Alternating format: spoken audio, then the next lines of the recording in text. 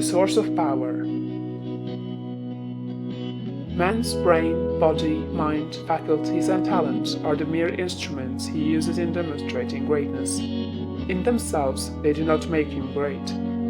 A man may have a large brain and a good mind, strong faculties and brilliant talents, yet he is not a great man unless he uses all these in a great way. That quality which enables man to use his abilities in a great way makes him great, and to that quality we give the name of wisdom. Wisdom is the essential basis of greatness. Wisdom is the power to perceive the best ends to aim at, and the best means for reaching those ends. It is the power to perceive the right thing to do. The man who is wise enough to know the right thing to do, who is good enough to wish to do only the right thing, and who is able and strong enough to do the right thing, is a truly great man.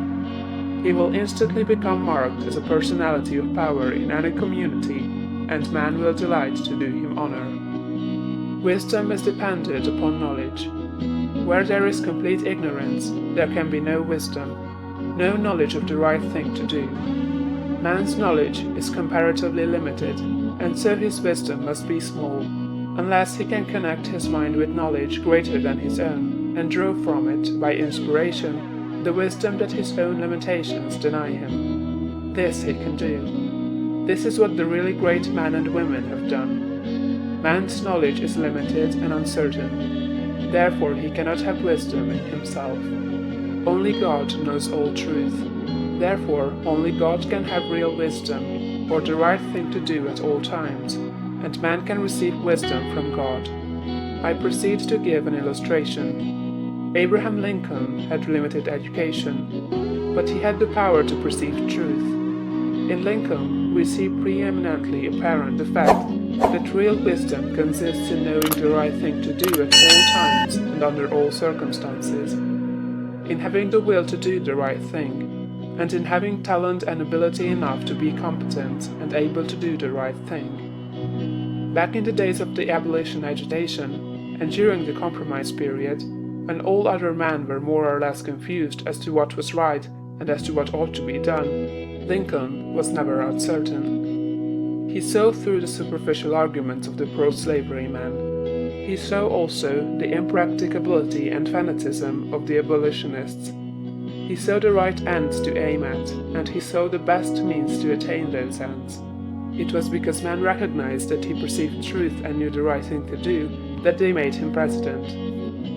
Any man who develops the power to perceive truth, and who can show that he always knows the right thing to do, and that he can be trusted to do the right thing, will be honored and advanced. The whole world is looking eagerly for such men. When Lincoln became president, he was surrounded by a multitude of so-called able advisers, hardly any two of whom were agreed. At times they were all opposed to his policies. At times almost the whole North was opposed to what he proposed to do. But he saw the truth when others were misled by appearances. His judgment was seldom or never wrong. He was at once the ablest statesman and the best soldier of the period.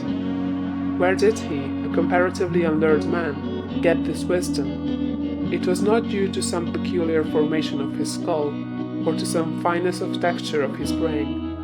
It was not due to some physical characteristics. It was not even a quality of mind due to superior reasoning power. Processes of reason do not often reach knowledge of truth. It was due to a spiritual insight.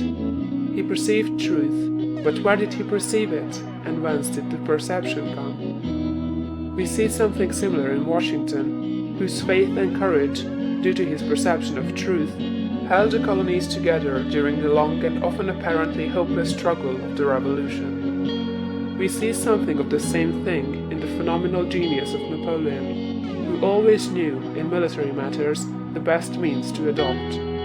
We see that the greatness of Napoleon was in nature rather than in Napoleon, and we discover back of Washington and Lincoln something greater than either Washington or Lincoln. We see the same thing in all great men and women.